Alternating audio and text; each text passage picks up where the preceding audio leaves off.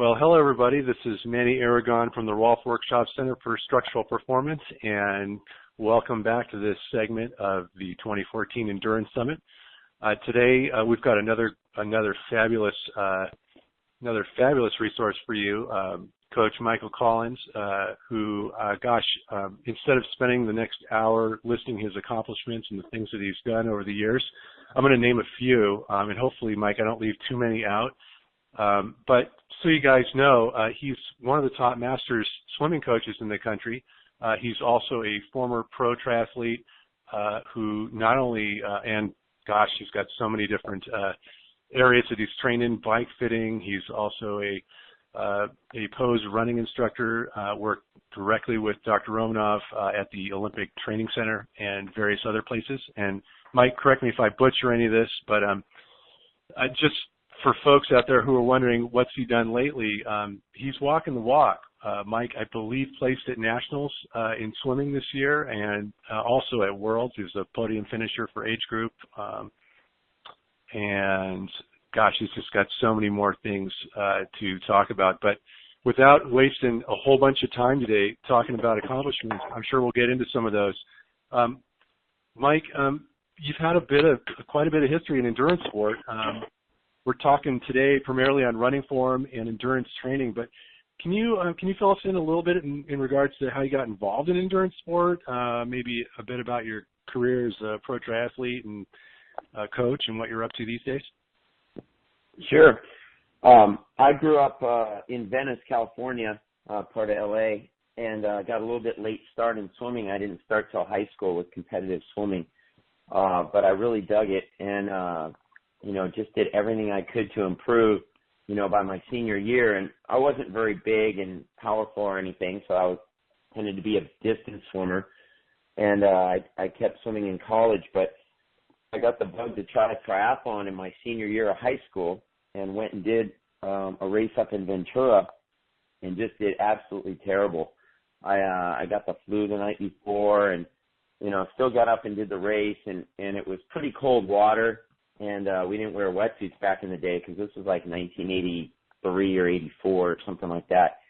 And so I just got my ass handed to me basically, and it just frustrated me but motivated me to want to come back and do it again. So I kind of sprinkled a triathlon in here and there between, competitive swimming in college, and then just really got the bug for it after that. And I think in 1987 I did something like 17 or 18 races, and just kind of learned the sport kind of by, trial by fire of just racing so much. You make mistakes at every race, but you learn from it.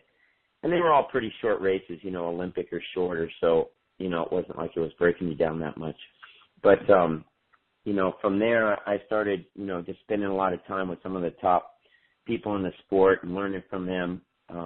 Mike Pigg and Mark Allen and Dave Scott and all those guys were around at the time. And so it was a pretty cool time to be in the sport. It was all so new and everything.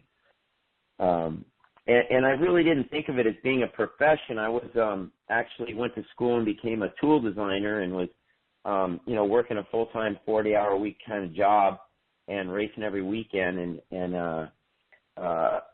they were getting tired of giving me every Friday and Monday off to go to a race or something. So I got this chance to go up and coach the Davis Aquatic Masters in Northern California, and that was the team that Dave Scott used to coach at, not directly before me, but a little bit before that. And I got that job, and it was just awesome to be able to, just be with active people and coach them and then still have enough time to train myself. And I've never looked back, never had to work a real job since then. And, I just kept hungry for the sport the whole time because it does involve so much, swimming, biking, and running. There's just so many facets to it.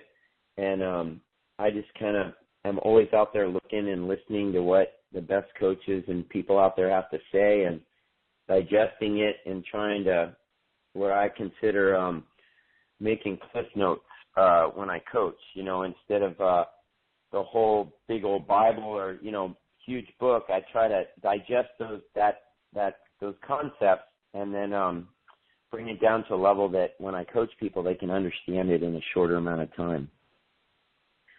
So that's my background. And I think that's key, and that's gold for people who are involved in certainly in Masters. I've been there, and I haven't traded with MultiSport OC, but a bit with the running clinics and all that. So let's talk a little bit about running, because swimming is, we could talk for probably days and weeks on swimming and technique and all kinds of strategy and different things like that. But let's talk a bit about running, because that seems to be, swimming's its own challenge for triathletes, but running is something that I think people feel like they can get their hands around a little bit better.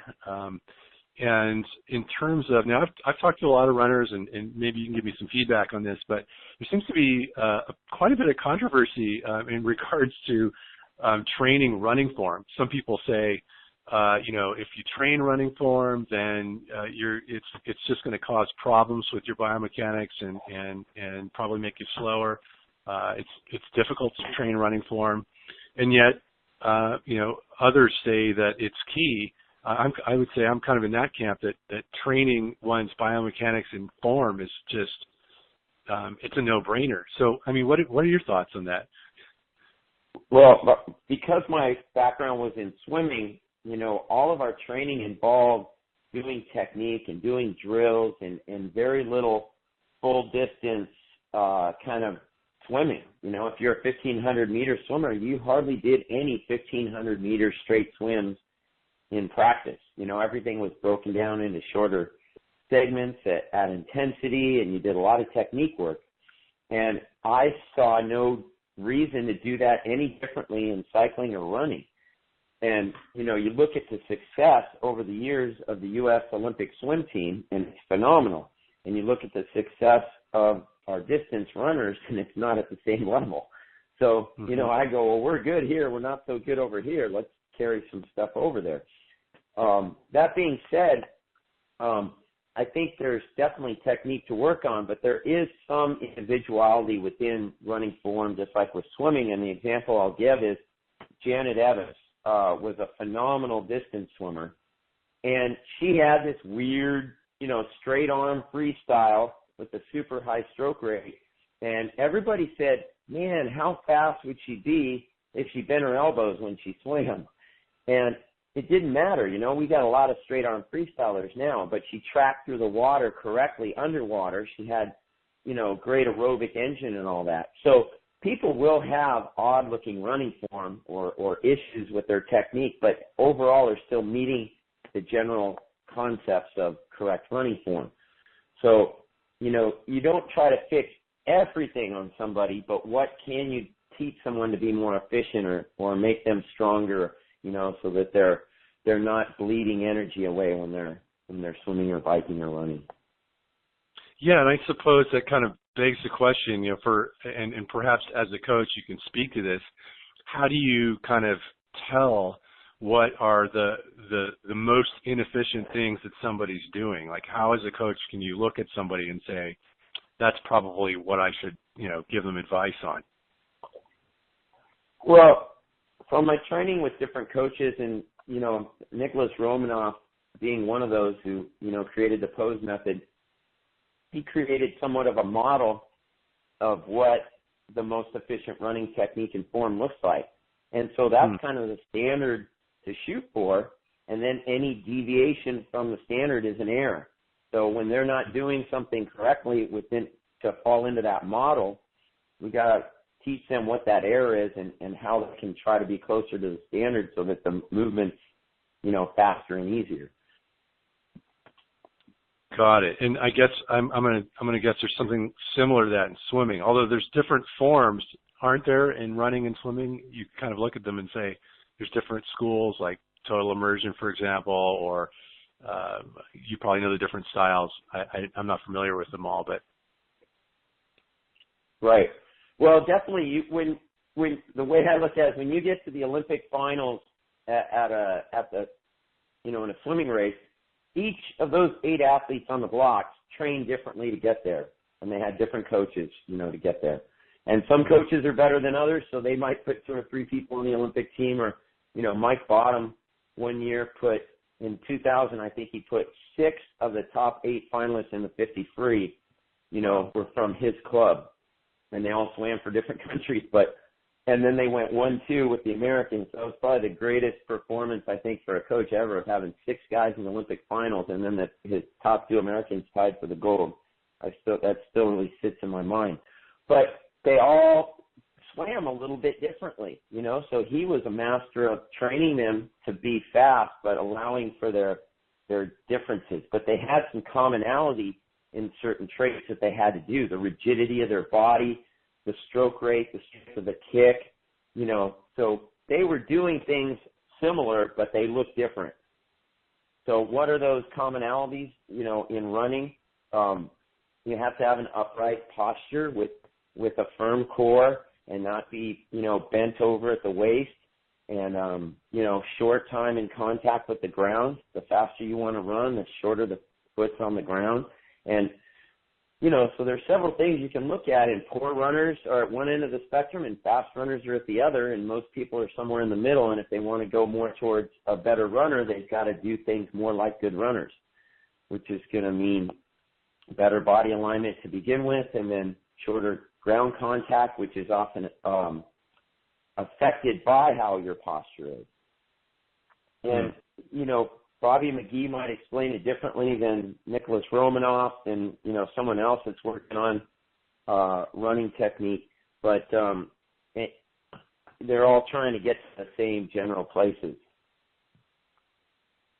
Got it. Okay. And so what are there, if one's training running form, say with a coach, what are some other things that that person can do, say, outside of running?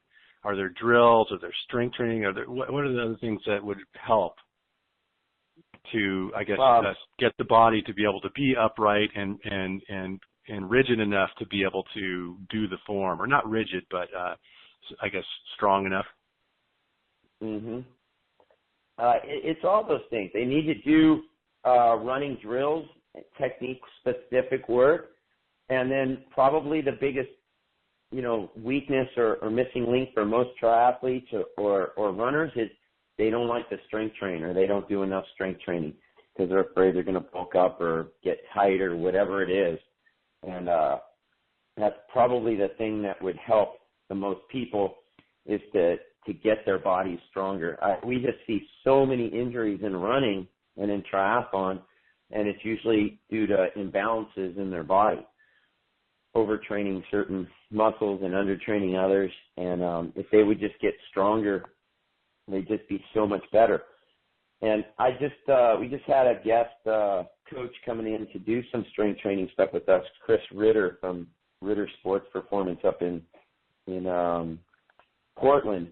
And he gave this example of, the first car he had was like this little Hyundai, 3-cylinder car, and it could get him from point A to point B, and it would go, 45 miles an hour, no problem. But when you push it up to 60, it starts rattling and having trouble, and, it couldn't hold the high speed very well, and it couldn't accelerate onto the freeway very well and all that, So then he got a Jeep Grand Cherokee, and it was an 8-cylinder, and the thing, when it's going 45, the engine isn't even working. And if he punches the accelerator, it goes.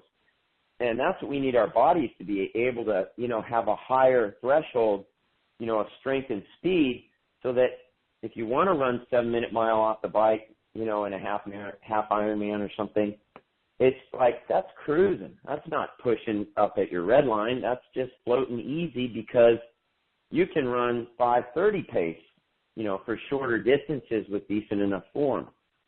So I would say most triathletes don't train hard enough, to get that speed, and then they don't go easy enough. They're kind of in the middle of those two extremes.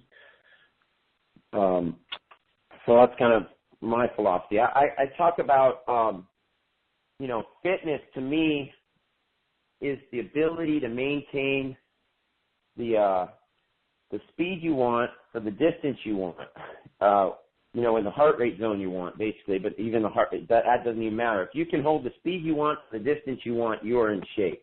What affects that is being able to maintain form and an appropriate heart rate, because that's our limiting factor. Pretty much everybody, if they ran 100 yards, is going to be running at sub 3-hour marathon pace. But most people can't run a sub 3-hour marathon. So their problem isn't the speed, it's the efficiency to hold that speed for how far they want to go. And usually that's due to a technical breakdown. They can't hold the form because their form isn't good enough and efficient enough to do that, for how far they want to go. So and it seems that especially the longer course athletes seem to spend quite a lot of time just out there training, which certainly has value to some extent, but it sounds to me like maybe they need to do some shorter, more intense workouts, perhaps takes a little bit of the volume off and spend that time doing some strength training, or what's your take on that? Yeah, the only major value I see in the long distance training is teaching your body how to fat burn and dealing with nutritional issues to be able to be out there for in an Ironman for 10 to 14 or 17 hours or whatever they're going to be out there. So if you're doing all your stuff at shorter distances and you're doing a little bit too much intensity and you're just filling your body with, goos and crud while you're out there riding, you're not really turning on your fat burning engine and getting that efficiency mode going. So to do some pretty long, days at low intensity and find out what you can handle nutritionally or what you need to do, or just teach the body to stop being so glycogen based and learn to be fat burning based. But outside of that, I think most of the practices should be a lot shorter in duration and focused on, maintaining form and technique so that the efficiency can go up. Yeah, that's key, because there's a real tendency, I know even on my part, to want to go to do more longer distance training. But so would you say maybe once a week for longer distance training is enough, or is typically, or is that something that would vary from person to person depending on events and things like that? I kind of look at it more in the number of key practices or key workouts that you need to do leading up to a race, and that, we should be just keeping generally fit all the time. So you can always kind of rally up and go if you need to. Like, I could do Ironman tomorrow. It might not be a great time, but I'd probably be within an hour or less of my time if I really trained to do an Ironman. Just because I'm fit enough from doing all the sports, I just dial down the effort a little bit and go out there and cruise it and, do decent. But, to really push your threshold, you got to train for stuff. But a lot of people doing longer races are just hashing in the yardage, the mileage just week after week after week. And what I've found, again, bringing it back to swimming background, but this is the same for 5K or 10K, I think, too. We used to do a time 3,000 at practice, to check our fitness level. And we would usually do one right at the beginning of the season, just as a starting point. And then about 3 to 4 weeks later, we do it again. And then 3 to 4 weeks later, we do it again. And, we do maybe 3 or 4 of them through the season. And what I found is I'd have a really big drop from number 1 to number 2, and a little bit of a drop from 2 to 3, and then usually from 3 on, there was little to no change at all. So I don't know what the value is in doing 7 or 8 of them on. So I kind of take that to long runs and long bike rides. You'd go do a bunch of century rides, and are you better on the 7th one than you were on the 2nd or 3rd one? Or are you just kind of burnt out? So I want the Ironman race to be kind of the peak, not the over the top, well, I'm just going to survive it, and I've done my, 7 century rides or whatever leading up to it. So I just look at having, 3 long rides, leading up to an Ironman, and 3 good long runs.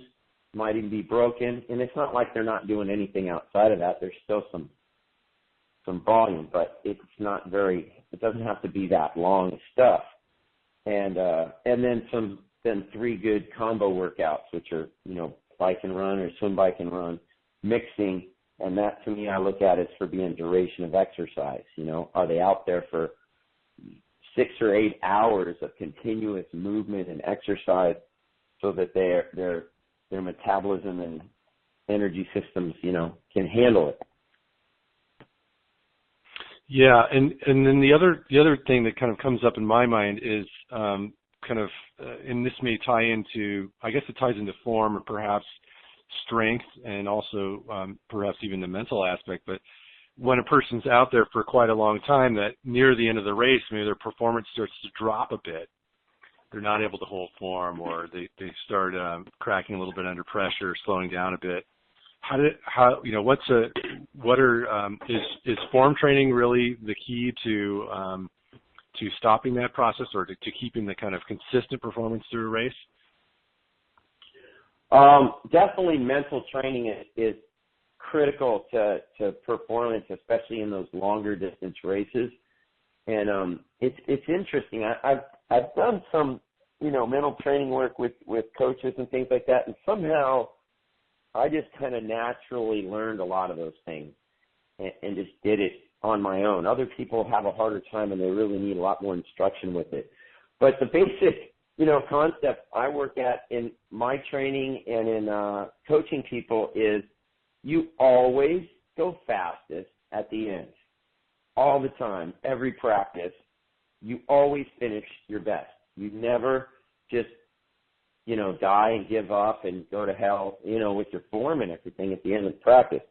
So when I do a run, even if it's a super easy run, I run back a teeny bit faster than I went out. If I do a swim, I'm bringing in the legs coming home in the last 50 or the last 100 or the last repeat, and if you do that all the time, that's the standard. You always finish strong at the end every time, no matter how tired you are. It just pace got to pick up. And that's, it comes from being smart on the front half. In swimming, we call it negative split. And there are reasons to pace differently in different races. Like you can't go out super easy at the beginning of a triathlon and swim, or you just end up getting mauled and, out of contention. But, it's still that concept, and whatever you do, you're always going to finish hard. And if you do that, get used to it in training, it's not that big of a stretch to do it in a race. But the reason why people can't do it in a race is deterioration of form and energy. And the energy meaning, you're not fat burning because you're going so hard that you're glycogen burning, you run out of glycogen, and now you get pushed into the fat burning zone, which is inefficient. And, somebody's fat burning zone might be 2 minutes slower per mile running than their glycogen burning mode, Like they go from being a gas engine to a electric engine or something.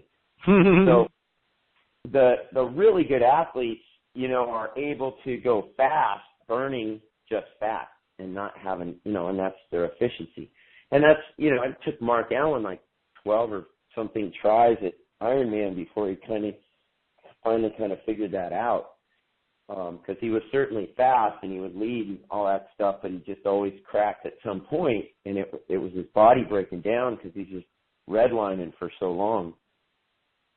But I think athletes now, at least at the elite level, are much smarter about their training and have dialed that in. But, you still see there's no perfect, easy way to do it, or we'd see, 10 guys coming into the sprint at the finish at Ironman, and you never do, So it's not an easy thing to master.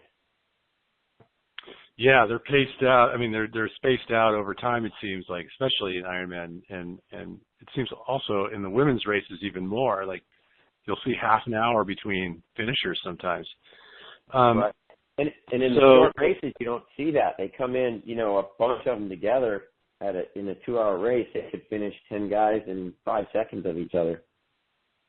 Right, yeah, or they're all sprints to the finish, like in ITU. You've got those crazy sprint finishes.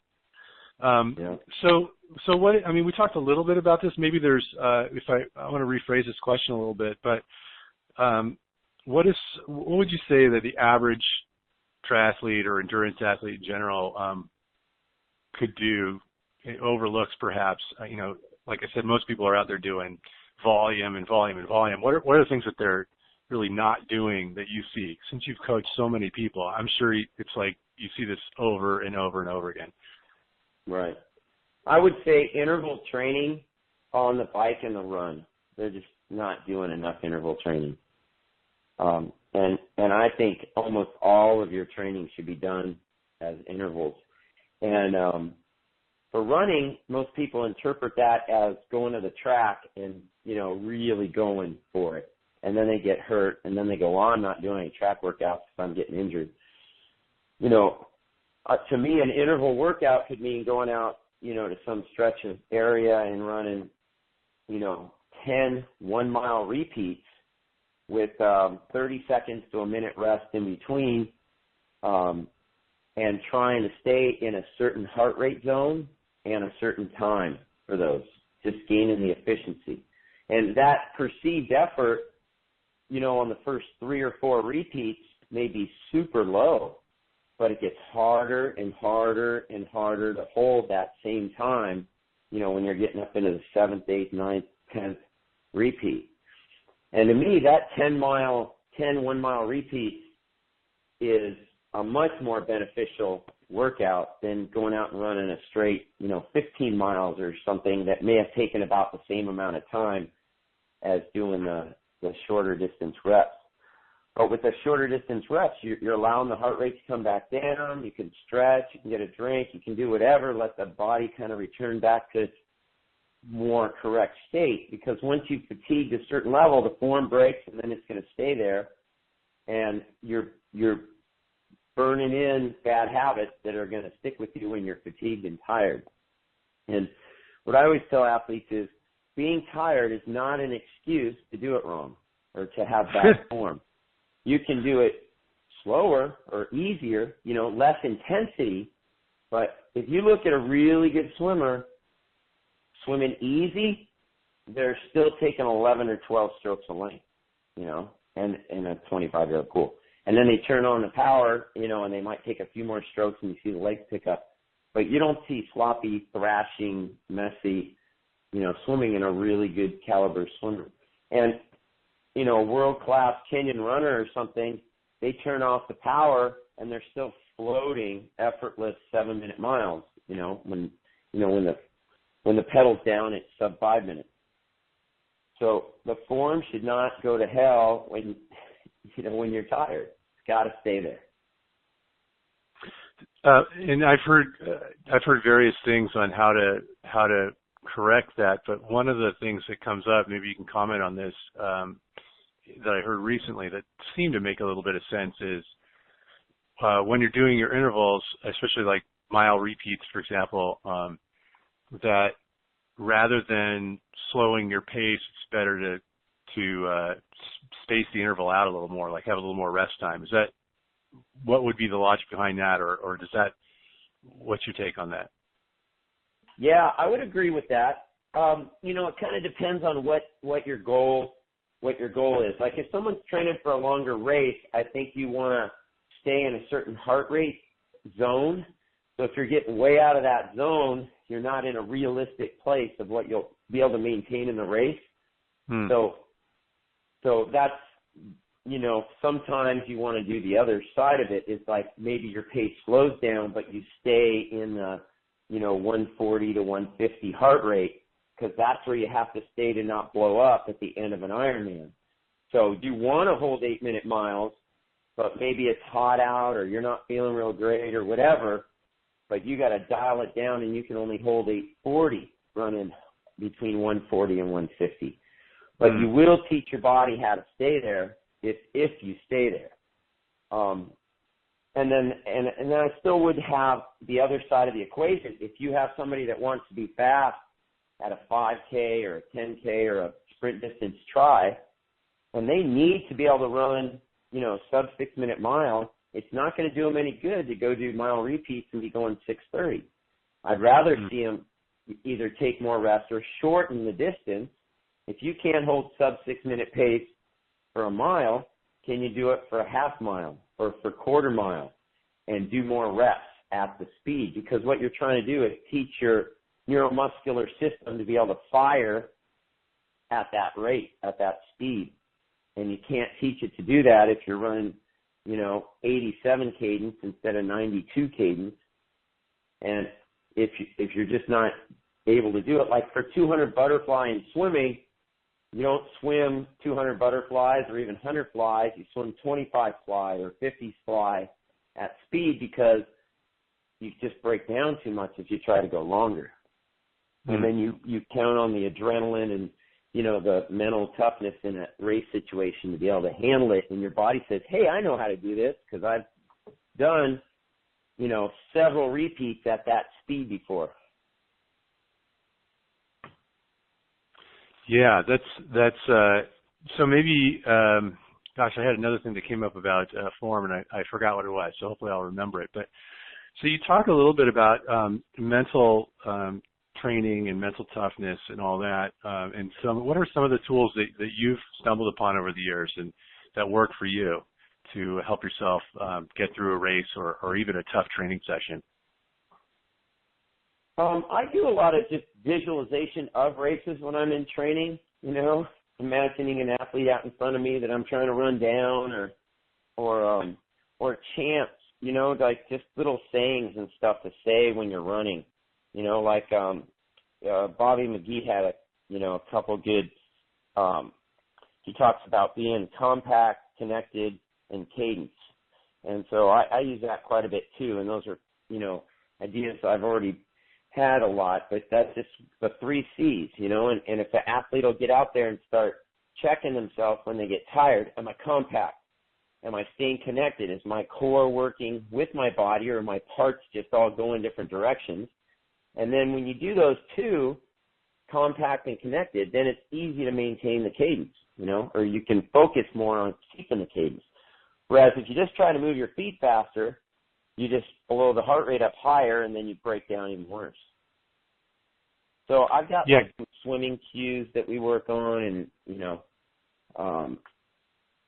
it's stuff in each sport that they can kind of focus on. And a lot of the athletes will sometimes come to me after a race and go, "I heard your voice in my head during the race, to do this or do that," and it helps them get through it, Yeah, that's great. I guess that's a sign of a good coaching relationship. So okay, I remembered my question now. We're talking about cadence, and I've noticed that over especially longer runs, cadence seems to vary a bit, especially if, say, you run out and you're going slightly downhill, you come back, you're going slightly uphill, where time and perceived effort might be close, but or pace and perceived effort might be close, but the cadence seems to change a little bit. Can you talk about that? I mean, is it really critical to be holding your cadence the entire time, or is there some variation that you'd see over a course? Or there's definitely variation. You can't hold exactly 90 cadence every step of a run, especially if you're trail running or something like that. Your feet are going to go real fast at certain moments to burst up over the top of the hill or down or, change directions and all that. There's kind of a range that you want to stay in that's reasonably close to 90. And basically the higher the speed, the higher the cadence, in general terms. And the higher the cadence, the higher the heart rate, So if you're going too high a cadence, you're going to blow up heart rate wise, and then it's really going to decelerate. But I look at it as being really similar to cycling. You're not riding at exactly the same cadence the whole ride. If you climb in a real low cadence, you're probably going to not climb very well and blow up, So you got to keep the cadence pretty high going uphill. And the way you do it is put it in a smaller gear. And many people, when they run, they don't run uphill in a smaller gear. They see a hill and they go, put out effort. And so they kind of bound up the hill using a lot of muscular energy, and their cadence is too slow. Instead of putting it in an easier gear, smaller, quicker steps, and just kind of roll up the hill like they were pedaling in their small chainring. Going down the hill, the cadence should be pretty high because the speed can be high. And I find when I run downhill, my heart rate is pretty high because I'm trying to keep up with how fast my feet want to go. True. Yeah, I do the same thing. I always wondered about that. So what is it about 90? 90, there seems to be this fixation on 90 steps per minute, I guess. Yep. And why is that? What's the magic behind 90? So, and I'm not a scientist, so I can't tell you exactly what the range is, but according to Nicholas Romanoff, he says that 90 cadence is what is required to get the benefit of ground reaction force and muscle elasticity to help you when you're running. And so what we're trying to do when we run is use as little muscular effort as we can, our own muscle power, and utilizes external forces of nature to help us. And when you use outside forces, gravity, and ground reaction force, which is your foot hitting the ground, there's a force in the opposite direction. Muscle elasticity, it's there. It's free if you let it happen. And to utilize muscle elasticity, your muscles can't be tightened. If you tighten your muscles, you take away muscle elasticity. If you just stand up and tighten your legs as much as you can and then try to hop up and down like you're jump roping, you can't do it. You have to relax the legs and hop up and down, and that's about as close as I could simulate what we want to do with running is jump rope. Just hop up and down, and you're using ground reaction and muscle elasticity. If you stop between each jump when you jump rope, you feel that shock absorb all the way up through your body, and you don't get to use muscle elasticity at all.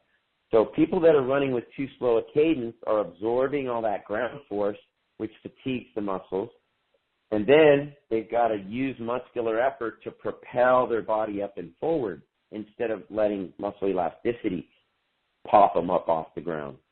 And so that's where injury becomes such an issue too. When you're injured, your muscles tighten to protect the area. So people that are injured have less muscle elasticity. So they're eating more ground force when they run, which makes them even more injured instead of going that other direction. Yeah, that's a great point. Now, how would you say? And I remember this a little bit from going to one of the post seminars with you, but there seems to be a focus in when you're using the form on kind of effortlessness, creating an almost an effortlessness in the movement. What is it? What separates, say, somebody who's not using that muscle elasticity in terms of form? Like, what would that look like compared to, say, a form that uses the muscle elasticity more efficiently? When you see someone from behind when they're running, you can just see when their feet pop off the ground pretty quick that they're utilizing the muscle elasticity, and when you see it sit there on the ground a little bit longer and come further out the back, they're not doing that. And that happens from usually, core strength and posture. So they're bent over, and that's forcing that foot to stay on the ground so long. So, I believe you have to keep that body rigidity at the right intensity. Just like when with running, I talk about, do you run like a beanbag or a baseball, or are you in the middle like a Super Bowl? So a beanbag, if you toss it, it hits the ground and it goes, it doesn't go anywhere. It just sits there. It splats. A baseball hits the ground and bounces, but it's hard and it doesn't bounce that high. A Super Ball, you drop it and boing, it bounces up. So the beanbag's too soft, the baseball's too hard, the Super Ball has got, firmness, but it's got that elasticity in it. So we've got to run with our body tension correct to allow us to spring and not just be so relaxed that we're like a wet noodle hitting the ground, and we're not so tense that we're like banging the ground with bricks on our feet. Yeah, that's actually a really good analogy. I could totally visualize that when you're talking about how the force projects through the body depending on how you land. Because, you're out running and you see people like that. Some will be collapsing with every step, and some are pounding, and you can hear them pound by you. Right. But that, occasionally... No, you go by them when they're pounding, right? Right, well, I guess that's true. And occasionally you see somebody who you can't really hear the steps, and you see that springiness, You know, it's almost like I get jealous every time I see that. It's like, how do I get more of that in my body? You know, and it's hopefully, you know, what people can get some, you know, out of this interview today is some of that. Like, what are the critical elements to getting that, using less effort in the run, which I think lends to so many different things. Like, it's not as painful, it doesn't require as much mental strength, you know, when your form is together, and the things that you've what would you say, like, if you were to kind of pull it all together and compile it all together, what are some of the things that folks can do to make improvements to their running form, perhaps their triathlon in general, since the running's generally at the end? Well, you know, just stay more compact and closer to their body and use quicker cadence overall. But to me, that's like, you know, a lot of times with technique, people try to grab like one little piece from this and one little piece from that, and they're pulling all these random ideas from different coaches and things, pulling it in. It makes this really weird looking picture, you know. So it's kind of like I teach pose method, you know, of running, and I believe that that's a very accurate description of how to run correctly. I try to sketch that out for people and show them the concept, the broader strokes, and then as they get more advanced, the color starts to fill in more, and it gets a more detailed picture of what they're trying to do and that they're able to execute it. So I think, you know, people need to get coaching and have somebody look at them and show them, you know, a progression of how to get better at doing something, whether it's strength training or swimming or running or something like that. And there's definitely different progressions out there, whether it's total immersion in swimming or pose method in running or whatever. And I wouldn't say, you know, they're all 100% correct, but at least they have a starting point and an ending point and kind of a progression of how to get from here to there. Yeah, that's a really good point. I think any person who's, especially in triathlon, you're trying to learn 3 different sports and fit them all together and actually race, or, you know, for most people, it's not really race. It's you know, finish and do better than they did last time. But there's so much to it. What would you say is like a typical? Well, I mean, there's never a typical result, but say, you know, an example of somebody who has spent a fair amount of time and done pretty well on their own, and then gone out and gotten a coach. And what kind of things do you see when that happens? I'm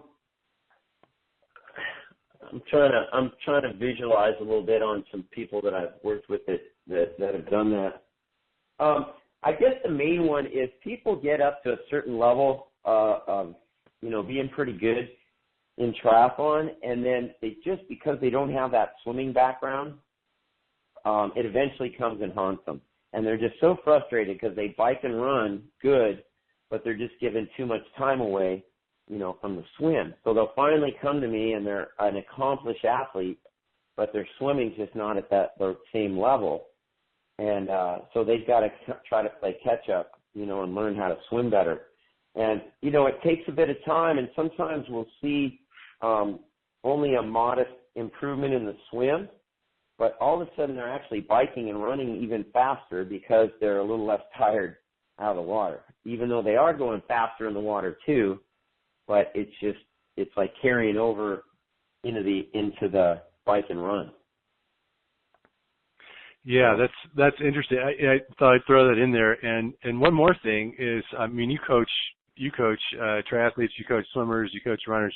I don't know if you do independent cycling coaching as well, but say for the person who is a triathlete and thinking about getting a coach maybe in one sport, say a master's coach or say a running coach, what would be, say, the difference in what you see between somebody who's coaching in one sport as opposed to all 3?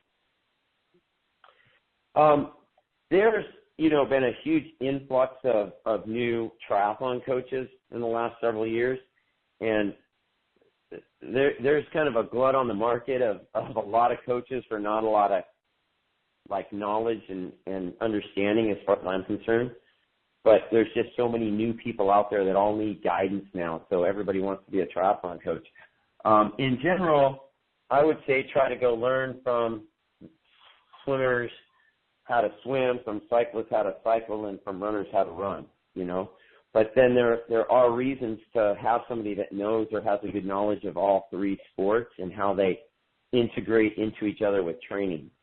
I mean, that's kind of one of the places I feel I'm strong in, is that I have a really good understanding of mechanics and training for all three sports. And usually a triathlon coach is going to be weak in at least one of them. But I went out of my way to go do research on all three sports, so that I really knew what I was talking about, and looked for the weakest link. And to me, it was, on the cycling, it was, bike posture. Your bike, not just your bike fit, but how you're sitting on the bike when you pedal, and how it's going to pay off to ride fast and be able to get off and run fast. So that's going to be a little bit different than generally how just a cycling coach would talk to an athlete about their bike, or set them up on their bike, as we want them to be able to come off the bike and run fast. And I give a lot of credit to Dan Empfield, who's been in the sport forever and came up with that Fit Institute slow twitch, and going to that school, that bike fitting school that I've gone to a few times. And I don't agree with everything that Dan Empfield says, but, across his general concept is really right there. And I've just found a few, minor little changes that I believe in that, we would probably agree to disagree. But, you learn from the individual sports. Basically, triathletes, and this is kind of mean to say, but they kind of are not good at anything. They kind of suck at all three sports. And the very best world-class athletes, even very few of them, could compete in the individual sport. Who do we have, in swimming or in triathlon right now that could, get in a final of the Olympic trials in swimming? Not really. We get people to come from that sport, and when they start fading out of that sport, they jump over to triathlon. They do really well. But, we've got some good runners in the sport, but still it's not quite the same. So, and those are very few and far between. So your average age group triathlete, like I would consider myself to be an upper end age group triathlete. But if I go to a serious open water swim, I get spanked now, and I'm a swimmer, but I'm just not at that level anymore, I guess, to the real good open water swimmers.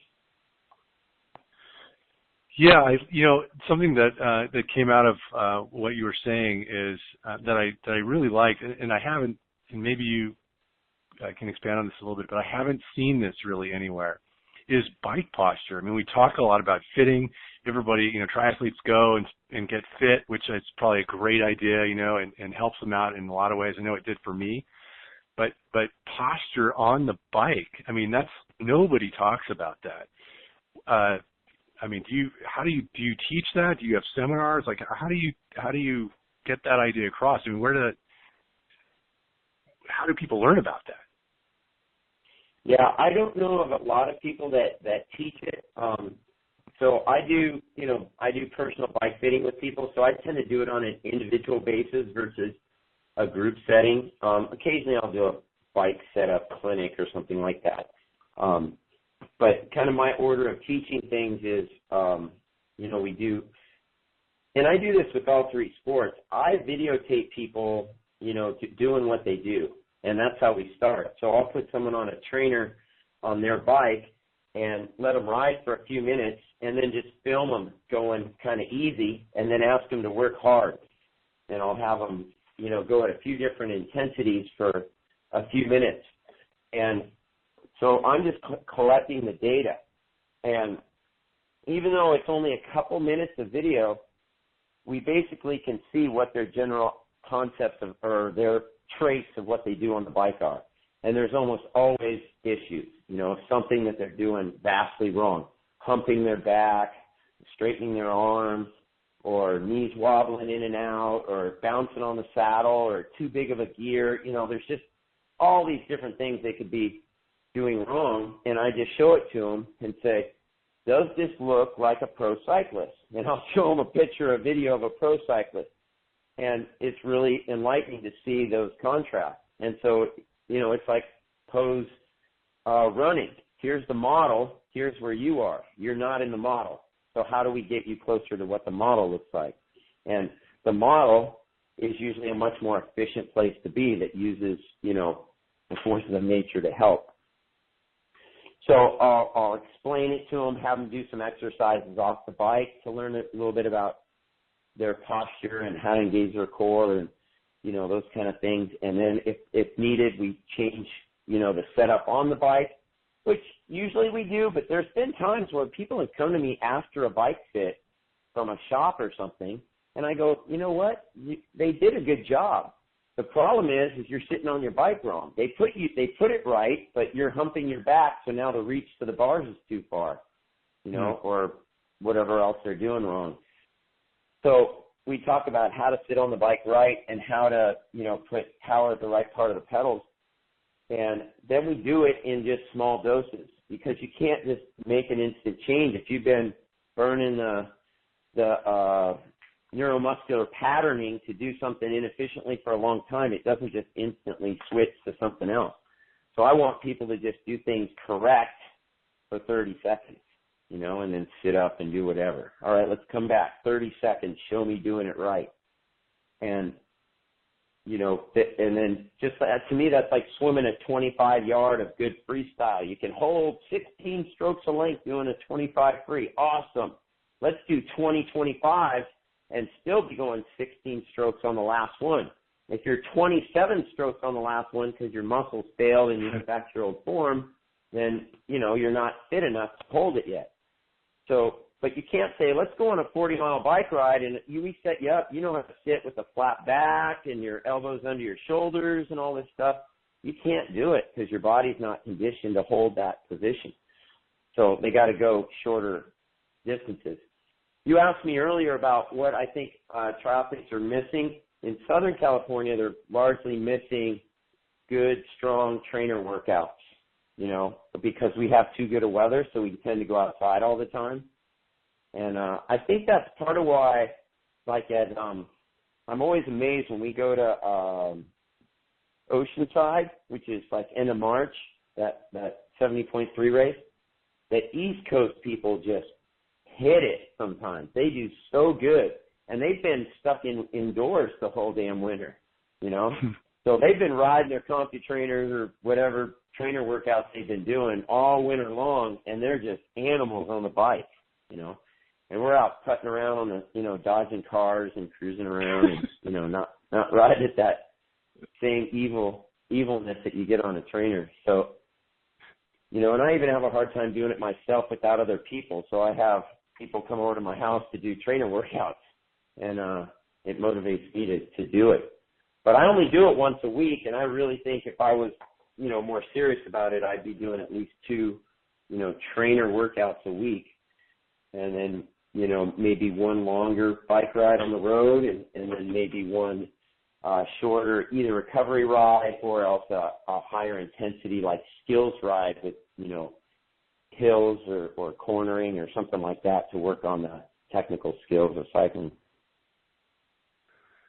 Awesome. Total gold. Little nuggets in there. It's so many of them. So, Mike, what are ways that people can get involved with your programs and learn more of this stuff in depth? So I'm based out of Irvine in Orange County, California, and I coach master swimming, which is a pretty large program. But with triathletes, my main thing is to help them improve their technique and mechanics, and I do some help with their programs as well. But I don't like to write people's training programs because there's so many coaches out there that'll give you a program and tell you what heart rate zone to be in and all that stuff, and it's all pretty graphs, and I'm fine with that information, but it's not teaching them how to ride their bike right or how to swim right or how to run right. So I do private lesson work where I just work on a sport or a skill and use video and show them how to do things right, and then we follow it up and try to paint that picture better as we go, that they can be more accurate on holding form, under more intensity or for more duration. And so for people that don't live in my area, I have them come in for 3 to 5 days, and we get through, all 3 sports, as well as like a strength movement evaluation, so that we can find out if there's some big issues there, and there almost always are, that people aren't really addressing. So that fourth element in triathlon, unfortunately, is the strength and body maintenance kind of side of it that we really have to address. And that's probably the weakest of my knowledge base of the training for triathlon. I know enough about it, but I'm not great at diagnosing the injury or what specific exercises to do to correct it. So I use other experts to help me. And I'm never afraid to hear what other coaches have to say or use the expertise of other people. That's why I just brought in the strength coach this last week, or used nutrition people with people that have, deeper issues than I can handle. But so you're like go ahead. I was just thinking about it the other day, and I was like, just kind of thinking, I wonder if I should market myself as kind of like the triathlon whisperer or something, where I just look at the ways to fix your little, like the dog whisperer guy that's the dog that's got the behavioral problem, and the guy just teaches them 4 or 5 simple things to do, and then the dog's not being a wreck anymore. Just take people and show them these simple things they could do with their running form or their biking or swimming, and all of a sudden it's like, wow, that's so much easier now, And yeah, it's funny you should say that, because go ahead. I was just going to say, one of my favorite sayings is, don't confuse effort with speed, because they're 2 different things. And most people are going hard wishing they were going fast, instead of learning how to go smooth and go fast like you do in a really nice new car, and you get on the freeway and you're going 80 and you can't hear any noise out of the car. It's just silent and smooth.